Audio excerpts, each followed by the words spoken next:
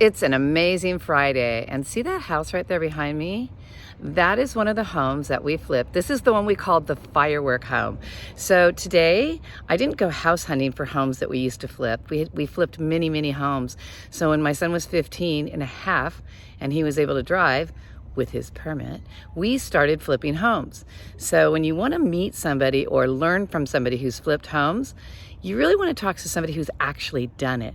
There's so many people who say, oh, I flipped 400 homes, or I did this, or I did that, and they're telling you things that really aren't true. You might want to look up their corporate name and see what they flipped. You know, like I looked up one guy, he says he flips all these homes, and he bought one for $64,000 and sold it for $68,000 or some random thing like that. Anyway, see that home right behind me? This is Walnut Creek. So where's the sign? I think the sign's right behind me. There it is. And we called it the Firework House because from the backyard, you can see Disneyland fireworks. And the other thing, when I came over to the house and my son and his friends were working on it, it was rather scary because there's a pool in the backyard and they were jumping off the roof into the pool. Now, I don't think that most flippers should do that. However, he was having fun while he was flipping, I'll tell you that right now. So let me turn it around and we'll see. What's really cool is when you do find a house that you flipped years ago and it still looks in relatively good condition and it still looks the same. There was one that we did on a street called Via Coyote in Coda de Casa, and unfortunately we went back to it. We redid the whole front of it, the whole front yard, and it looked amazing. I went back to it and it looked like a totally different house. So sometimes you can't even find the house that you did because it looks so different.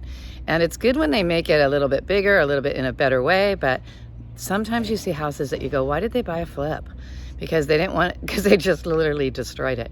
So anyways, I'm going to turn this around so that you could see it. Let's see. There it is. I know I probably shouldn't have their plates there or anything, but you know, it's just a house in a beautiful neighborhood. And this is a cul-de-sac. People are driving by me now thinking I'm probably crazy. This is the neighborhood. We bought this house, God, I want to say it was 2000. My goodness me, I don't know what year it was. Probably sometime around 2012.